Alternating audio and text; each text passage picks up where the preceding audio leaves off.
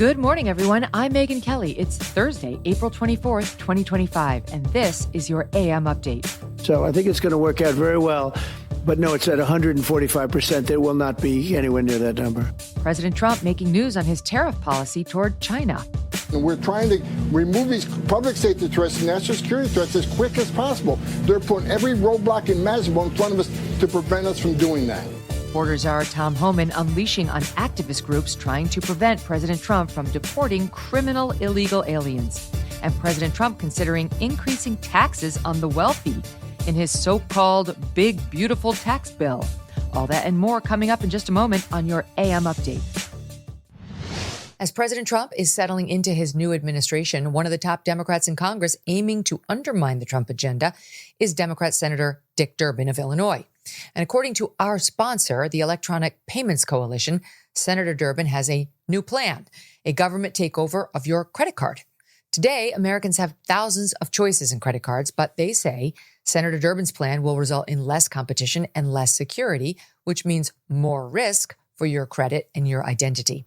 You can learn more for yourself at guardyourcard.org, and you could consider telling your senators to stop Dick Durbin's government takeover of your credit card before it's too late. The Trump administration offering to de-escalate its tariff war with China, weighing a dramatic restructuring of our tariffs on Chinese imports. According to the Wall Street Journal, President Trump is considering lowering tariffs on Chinese goods to 50 or 65%. Currently, they're at 145%. He also may impose a tiered system, 35% levies on goods not considered a threat to national security, and at least 100% for goods that do pose that threat. The Journal noting the president has yet to make a final decision. On Tuesday, President Trump signaling openness to working nicely with the Chinese, making clear neither the previous setup nor the current status quo will stand. I'm not going to say, I'm going to play hardball with China. I'm going to play hardball with you, President Xi. No. We're going to be very nice. They're going to be very nice. And we'll see what happens. But ultimately, they have to make a deal because otherwise they're not going to be able to deal in the United States. So we want them involved. But they have to, and other countries have to make a deal. 145% is very high, and it won't be that high. It's not going to be that high. And what level do you think it'll come down to if you have this? It'll come down substantially, but it won't be zero. It used to be zero. We were just destroyed. China was taking us for a ride, and just not going to have. It's not going to happen. So I think it's going to work out very well. But no, it's at 145%. It will not be anywhere near that number. President Trump reportedly looking to speak with Chinese President Xi Jinping directly, an idea the Chinese are resisting without an agreed-upon framework. On Wednesday, President Xi telling reporters, quote, tariff wars and trade wars harm the legitimate rights and interests of all countries. A spokesperson for the Chinese Foreign Ministry later doubling down, telling reporters the U.S. must, quote, stop its threats and coercion and engage with China on the basis of equality, mutual respect, and reciprocity. Treasury Secretary Scott Bessent speaking on Wednesday at the International Finance Forum, arguing China has more to lose and gain from a deal rebalancing their export-heavy economy. China, in particular, is in need of a rebalancing. China's economic system, with growth driven by manufacturing exports, will continue to create even more serious imbalances with its trading partners if the status quo is allowed to continue. China's current economic model is built on exporting its way out of its economic troubles. It's an unsustainable model that is not only harming China, but the entire world. China needs to change. The country knows it needs to change. Everyone knows it needs to change, and we want to help it change because we need rebalancing too. On Wednesday, markets reacting positively, the Dow Jones rising by 419 points, the S&P gaining 88 points, and the Nasdaq rising by 407 points. Coming up, could President Trump be about to increase taxes on the wealthy? And Border Czar Tom Homan slams activist groups for intervening in the Trump administration's mass deportation effort. Tax day may have passed, but for millions of Americans, the real trouble is just the beginning. If you missed the April 15th deadline or still owe back taxes, The IRS is ramping up enforcement, and every day you wait might make things worse. With over 5,000 new tax liens filed daily and tools like property seizures, bank levies, and wage garnishments, you don't want to mess around, okay? The good news is there's still time for Tax Network USA to help. Self-employed or a business owner, even if your books are a mess, they've got it covered. Tax Network USA specializes in cleaning up financial chaos and getting you back on track fast. Even after the deadline, it's not too late to regain control. Your consultation is completely free, and acting now could stop penalties, threatening letters, and surprise levies before they escalate. Call 1-800-958-1000 or visit tnusa.com/Megyn. You may have missed April 15th, but you haven't run out of options. Let Tax Network USA help before the IRS makes the next move. In a possible break from traditional Republican orthodoxy, President Trump reportedly considering raising taxes on the wealthy, which means small business owners and job creators. Fox News Digital reporting White House aides are quietly floating a proposal to House Republicans that would raise the tax rate to 40% for Americans making more than $1 million. The current highest bracket set at 37% for those making $609,000 or more. The proposal comes as lawmakers work with the White House on an ambitious so-called Big Beautiful tax bill aiming to slash federal spending and make the 2017 Trump tax cuts permanent, while adding in additional cuts like no taxes on tips, on overtime, or on Social Security. Pennsylvania Republican Dan Muser telling Fox a new tax bracket could generate significant revenue. By bringing it from the 37 as we're redoing the tax plan to perhaps 38.6, right? It would still be 1% less than it was before. So if you were to bring it up at one point, it brings about $15 billion in revenues. Trump advisor and senior counselor in the first Trump administration, Steve Bannon, telling the Megyn Kelly Show on Tuesday, it's an easy political win against Democrats.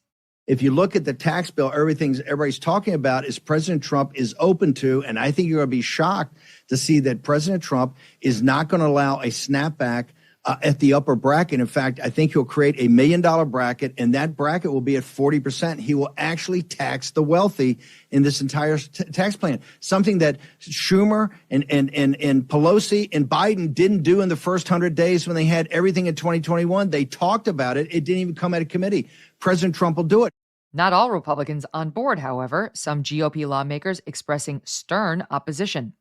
I'm not going to vote for that. I've never met a tax break I didn't like. We need to look at going in and trying to find policies to spur the economy, to move things forward. And you don't do that by raising taxes. Former House Speaker Newt Gingrich on Tuesday posting a screenshot of a note on X he says is from President Trump. It reads in part, quote, George Bush said, read my lips, no new taxes, then proceeded to give a rather small tax increase and was obliterated. If you can do without it, you're probably better off trying to do so.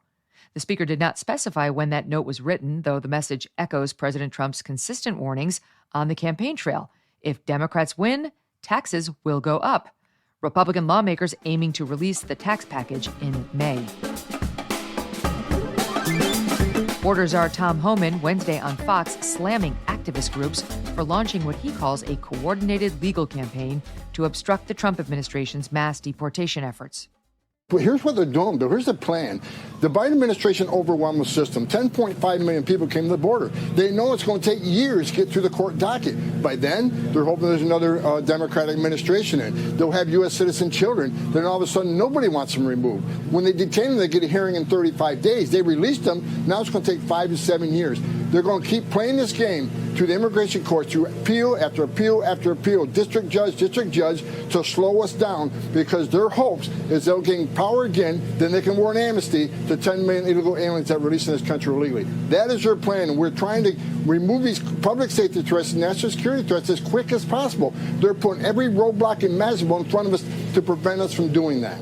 The Trump administration is confronting a growing series of legal roadblocks from federal courts across the country. Challenges critics say undermine the executive branch's constitutional authority to enforce immigration law. Late Friday night, the U.S. Supreme Court issued an order temporarily stopping the president from deporting anyone under the Alien Enemies Act, at least until the courts can decide the underlying case in which detainees are challenging the use of that act against them. Shortly thereafter, courts in Colorado and New York halted the administration's use of the act in cases before them. In New York, a Clinton-appointed judge blocked the deportation of 8 Venezuelans. In Colorado, a Biden-appointed judge blocking deportations under the act and adding that all affected detainees must receive 21 days' notice before any removal and must be informed of their right to challenge their deportation. The latest rulings come amid the ongoing legal battle over Kilmar Abrego Garcia, an El Salvadoran national with confirmed ties to MS-13, currently in custody in his home country. Despite a documented history of domestic abuse, 2 immigration judges affirming his gang affiliation, and a valid deportation order, Democratic lawmakers making Garcia a central figure in their fight against the Trump administration, framing the case as a due process issue with implications for all Americans. Maryland Senator Chris Van Hollen making that argument Sunday on ABC following his visit to Mr. Abrego Garcia in El Salvador. I am not defending the man. I'm defending the rights of this man to due process. My mission and my purpose is to make sure that we uphold the rule of law, because if we take it away from him, we do jeopardize it for everybody else. On Sunday, 4 progressive lawmakers, Congressman Robert Garcia of California, Maxwell Frost of Florida, Yasamin Ansari of Arizona, and Maxine Dexter of Oregon, arriving in El Salvador on an unofficial visit to advocate for Mr. Abrego Garcia. House Oversight Chair James Comer denying the use of taxpayer funds, preventing the visit from being recognized as an official congressional delegation. The Salvadoran government citing the unofficial status of the trip, blocking the lawmakers from meeting with Garcia. Still, the group vowed that Democratic pressure on the Trump administration will continue. I am here with my colleagues to demand that Donald Trump facilitate the safe return home for Mr. Kilmar Abrego Garcia. And we want to be just very clear that he needs to come home. This is about due process. We're not going to be the last members of Congress and senators that are here to make sure that he's released and that our country is following our laws. Republican Congressman from Pennsylvania, Guy Rischenthaler, on Tuesday telling Fox Democrats are doing Republicans a favor. Well, I hope more Democrats continue to stand up for MS-13 gang members. Politically, this is incredible for us. You know, it's really rich. These are the same politicians that during the State of the Union wouldn't stand up, wouldn't applaud for angel mothers. And then they turn around and they want to defend an MS-13 gang member. It's quite amazing. So I personally like the juxtaposition of where the Republicans are on this issue and where the Democrats are. Elon Musk telling Tesla investors on Tuesday he plans to scale back on his role in the Department of Government Efficiency to focus more on the car company.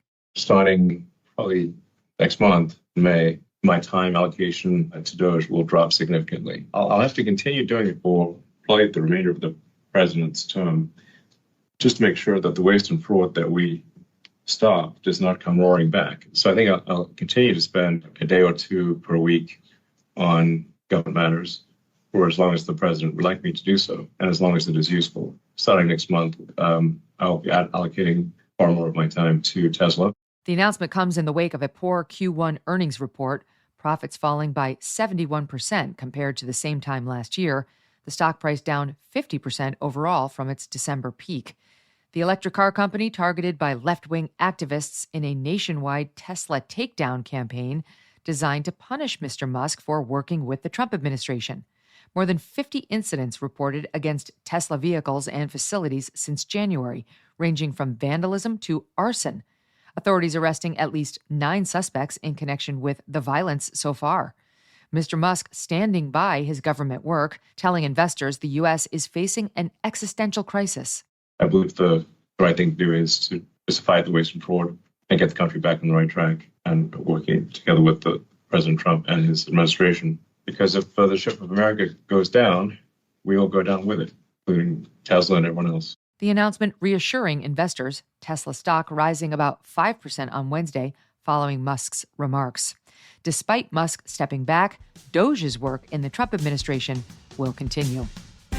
And that'll do it for your AM Update. I'm Megyn Kelly. Join me back here for the Megyn Kelly Show, live on SiriusXM Triumph Channel 111 at noon East, on youtube.com/Megyn Kelly, and on all podcast platforms.